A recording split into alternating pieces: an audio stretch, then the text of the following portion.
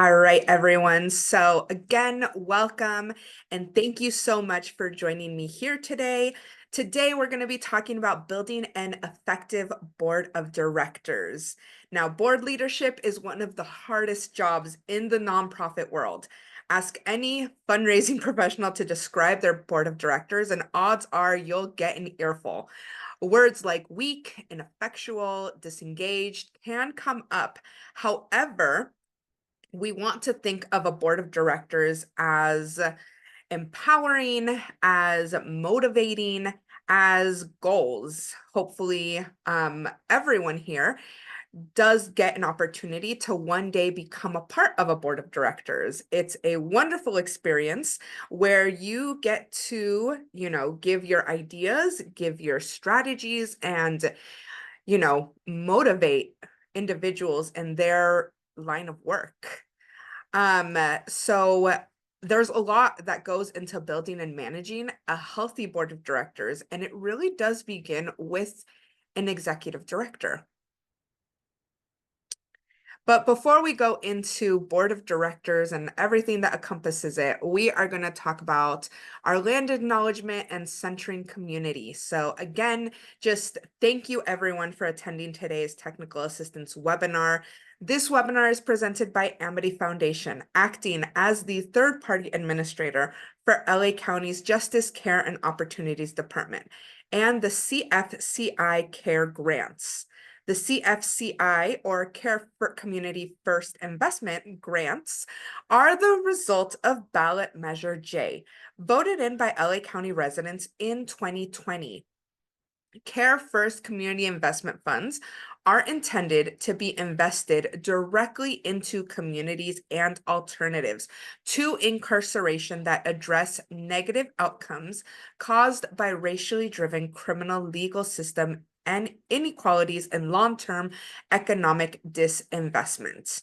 Today's webinar is being recorded. You do not have to be on camera. However, understand that if you are on camera, your image may be captured in the recording. Staying on the webinar represents your consent to being recorded.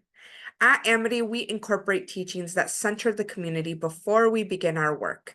Today, we will use the LA County Land Acknowledgement to recognize the price paid by individuals that has resulted in efforts such as Care First Community Investment. We recognize that we occupy land originally and still inhabited and cared for by the Tonva, Tataviam, Serrano, Quiche, and Chumash peoples. We honor and pay respect to their elders and descendants. We acknowledge that colonization resulted in the genocide of the First Peoples. This acknowledgement demonstrates our responsibility and commitment to truth, healing, and reconciliation, and to elevating the stories, culture, and community of the original inhabitants of Los Angeles County. So, when to form a board in your company. So starting and growing a business requires a lot of hard work and dedication, as all of you, of course, know.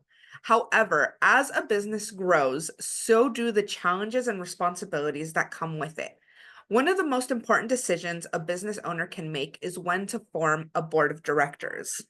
When considering whether to form a board of directors, there are several factors to take into account. The size and growth of your organization is one of the most important factors to consider. If your business is still small and not generating a significant revenue, it may not be necessary to form a board.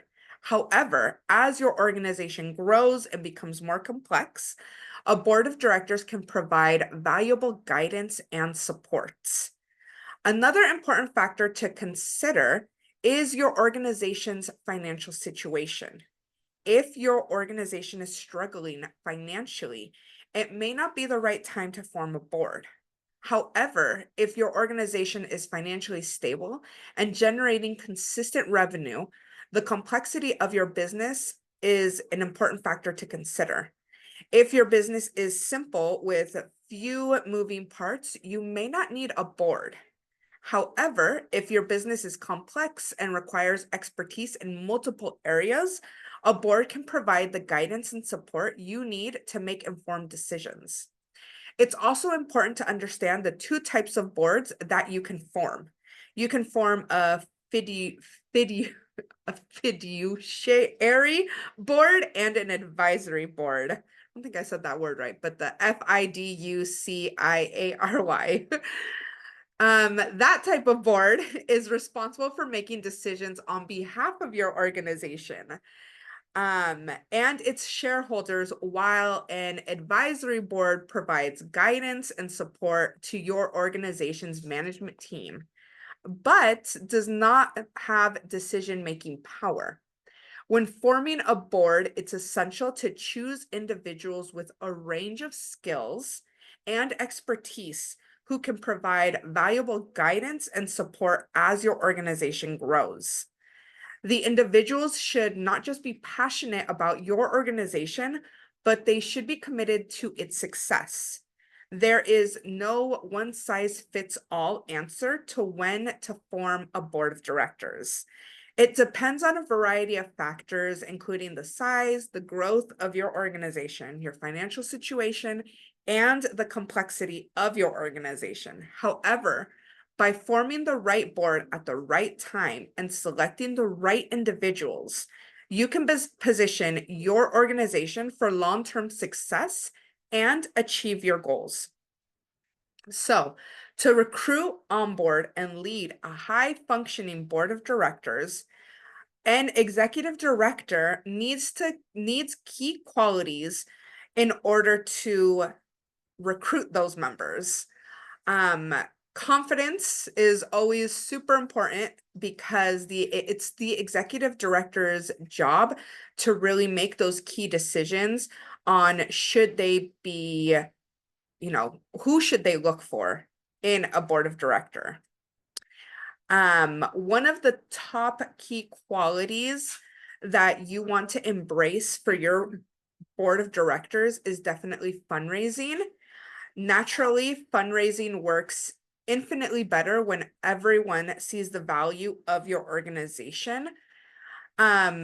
So you definitely want to engage your board so that they understand that they are there, looking at the bigger picture.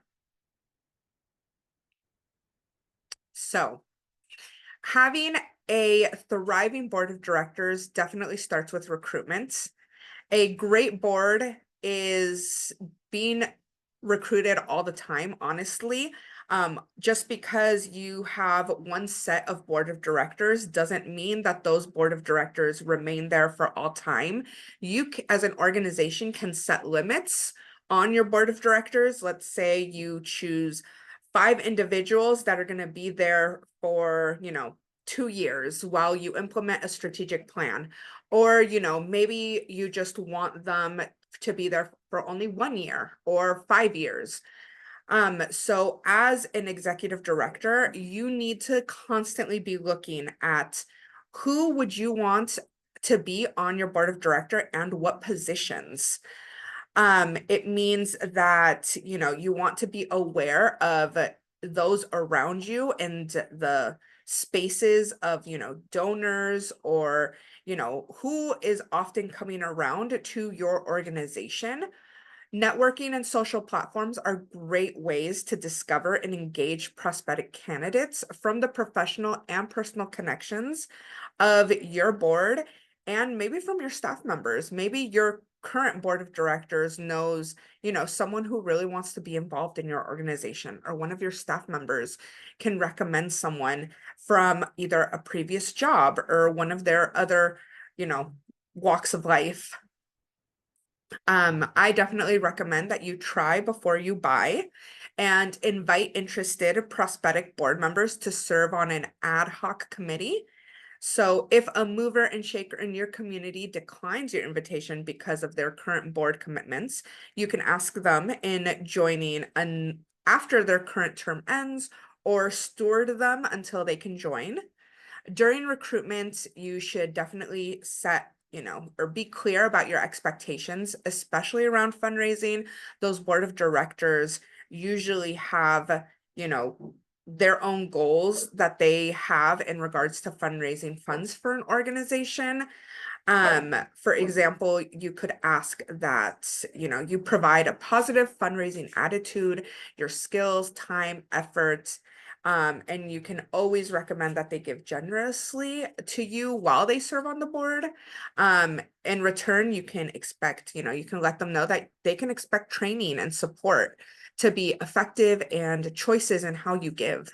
So some recruitment questions that you always want to ask potential board of directors is, what interests you about the organization? What do you think about the characteristics of a great board member? Part of board service is fundraising. Um, so definitely asking them, tell me more about your experiences with fundraising. What skills, connections, resources, expertise are they willing to offer or use on behalf of your organization? What motivates them? While they serve on your board, will they make you one of their top three philanthropic commitments? Um, so definitely steps to building a strong board of directors. It can be challenging, but with careful planning, research, and execution, it definitely can be accomplished. So, in order to build that strong board of directors, you want to define the purpose and the goals of your board. The first step in building a strong board of directors is to define the purpose and goal of your board. The purpose of the board should be aligned with your organization's mission, values, vision, and the goals of the board should be specific and measurable and should include objectives such as financial stability, organizational growth, and mission impact. Another step in building a strong board of directors is to identify the skills and experience needed. Once the purpose and the goals of the board have been defined, the next step is to identify the skills and experience needed on the board to achieve those goals. This involves assessing the current board's strengths and weaknesses and identifying any gaps that may need to be filled. Some important skills and experiences to consider include financial management, strategic planning, legal expertise, that fundraising, industry-specific knowledge. Then you, of course, want to recruit your members. So after identifying the skills and experience needed for your board, you want to recruit the board members who possess those qualities.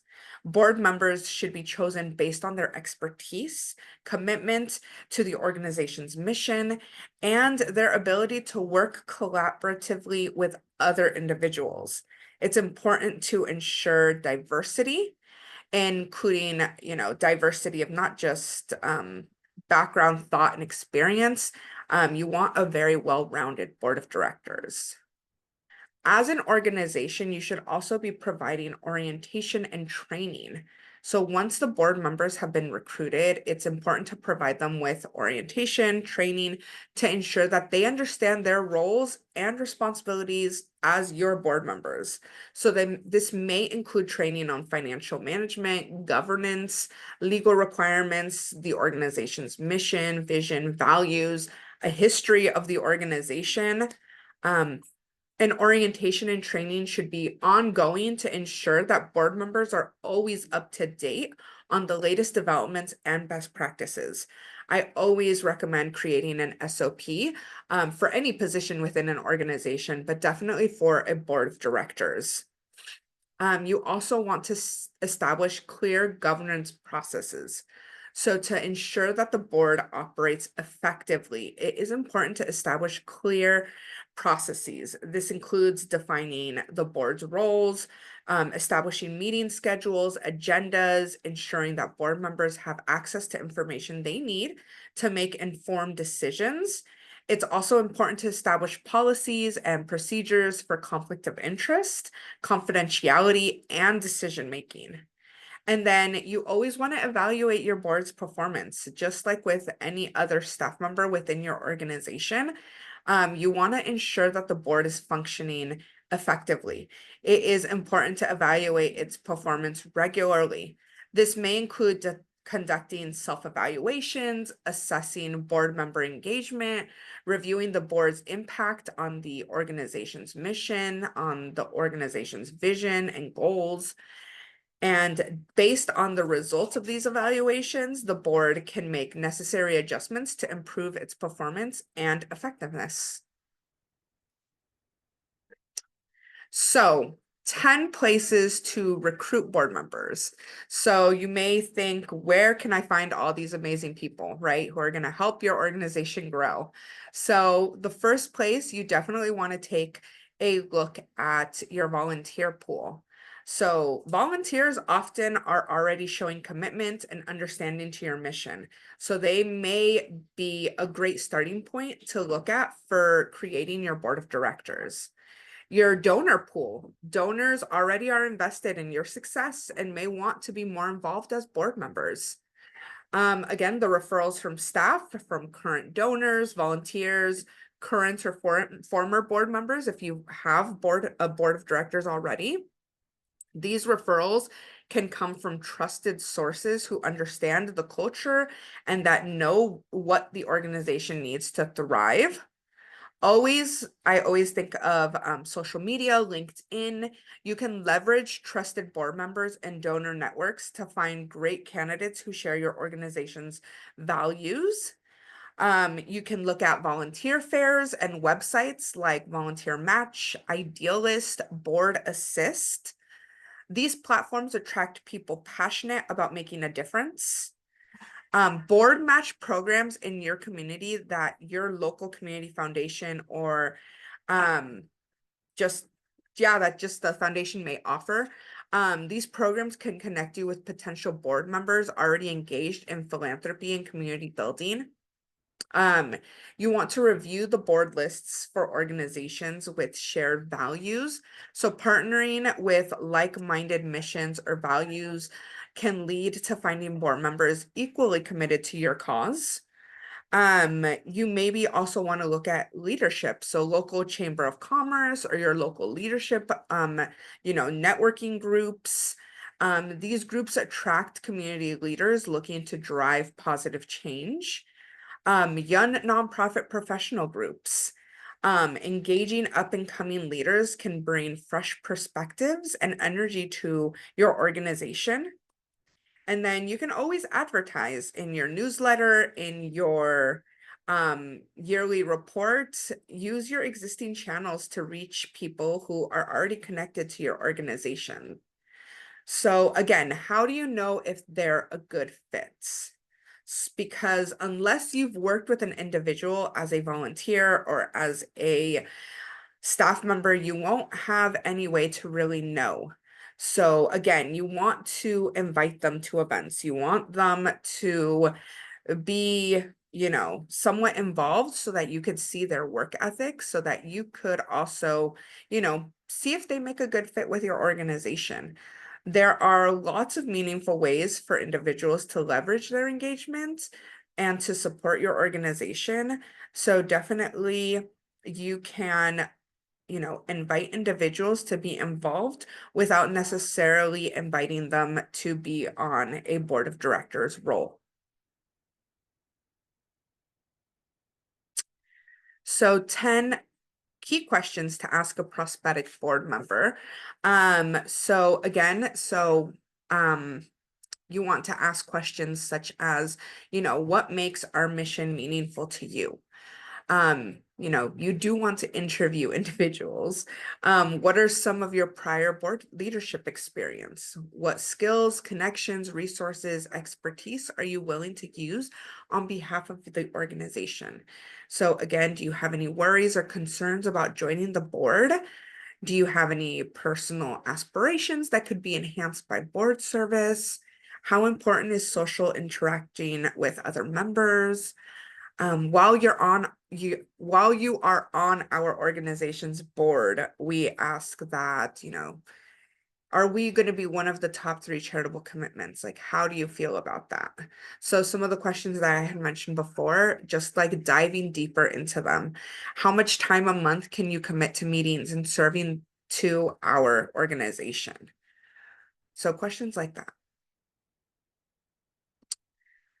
So, creating a stellar onboarding experience for new board members. So, we had spoken about their orientation and creating that SOP for board members.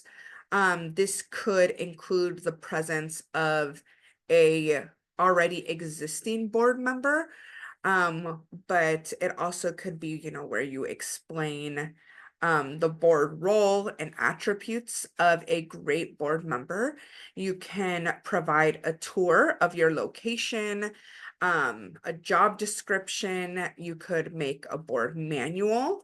You want them to really see the services that you're providing so they get a general understanding of your organization. You want to host a warm board welcome.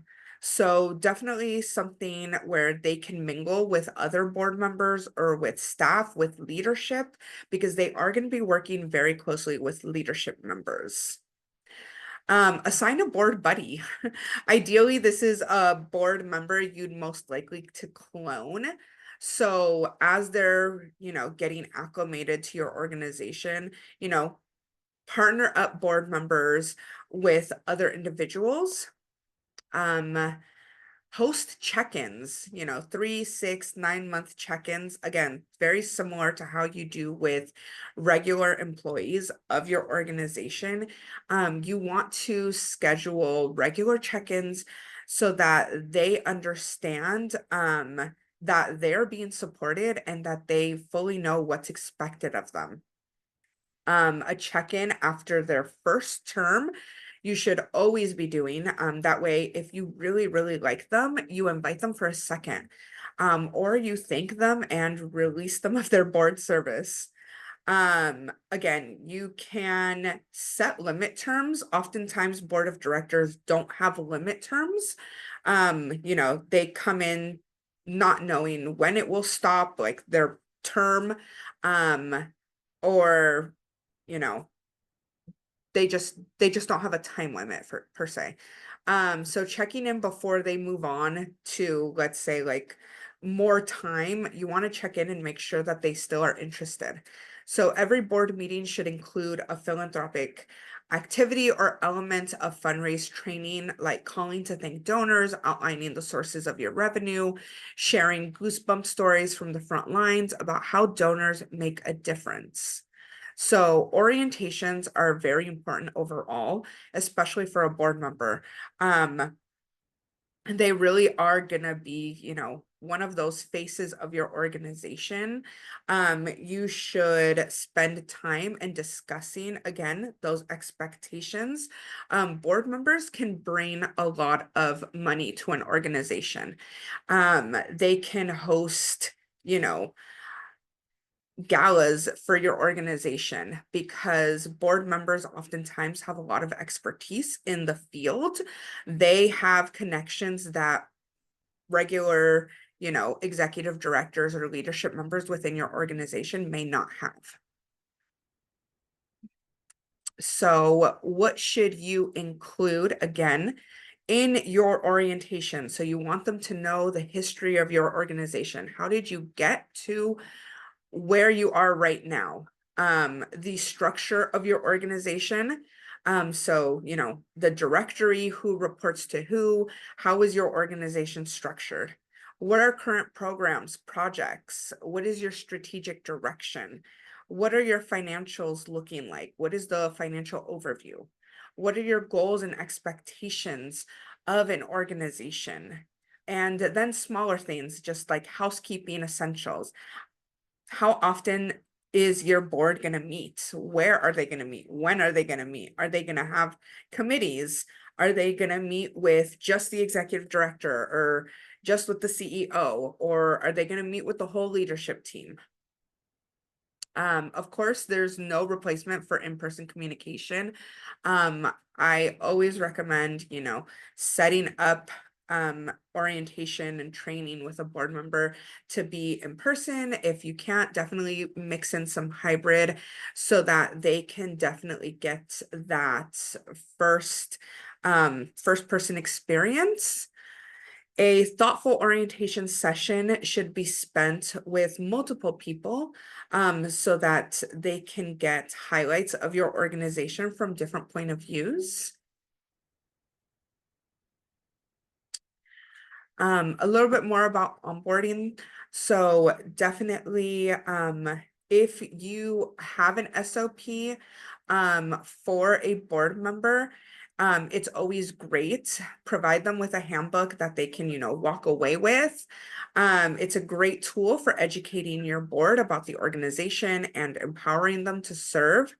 Um, you can always include, newsletters. You can include your bylaws if your organization has bylaws, your budget. You want to include, the contact information for all of the board of directors, maybe a roster, the meeting schedule, the current strategic plan. Let's say you do have committees. Let's say that you have committees for a gala, you have a committee for a specific philanthropic event. You want to overview those committees with them. And then you want to announce it publicly. So your board of directors, you want to announce them, not just internally, but externally as well. You could send an organization press release announcing the new members. You can post it on LinkedIn, your social networks. Those are always free. They're simple ways to promote your organization and celebrate and welcome your new board members. 5 ways to definitely make being a board of director fun is giving your board a hands-on experience of your work. They're there because they want to give back. So whether they're doing, a science experiment with summer campers at camp or serving meals at an event, bring them to the front lines of the work. Share client testimonies and have staff describe a day to them. So hearing the personal story of how your organization made a difference can fuel your board members' passion for your cause and give them their own toolkit of powerful stories from the front lines to share on their own social media platforms, to share on, when they're trying to fundraise money for you. Have a board member describe the mission and why it's meaningful to them. It definitely reconnects your board members with the why. Why are they serving? And it allows them to fuel everyone in the room. Make time for networking, fun, games, play, strategic conversations. So, plan out scavenger hunts to get to know each other. You definitely want to, move away from going over so much business. As much as Robert's Rules of Order is important, your board is not necessarily parliament. It's a group of volunteers giving you their time. So make time for those strategic conversations. Discuss an interesting item that you might explore at a board retreat. Try tackling one each meeting or every other meeting. And then pair group board members in teams so that they can tackle problems and reconvene to report the findings and to share ideas. And then, of course, I'm sure we've all done these numerous times, but start meetings with a fun icebreaker. One of the main reasons people volunteer is to serve, or one of the main reasons people volunteer to serve is to network with other influential board members and build key relationships with them. Allow time for social interaction and networking. List board members' hobbies on your board roster so that you can also celebrate milestones in their lives. Make your board meetings fun and your board members will look forward to participating. So navigating nonprofit board management is both an art and a science. It definitely takes determination, it requires charisma and a lot of integrity. So by strategically recruiting and investing in thoughtful onboarding, You can transform board of directors into fierce and loyal advocates to your mission. Remember that recruiting, onboarding, leading a board is a marathon, not a sprint.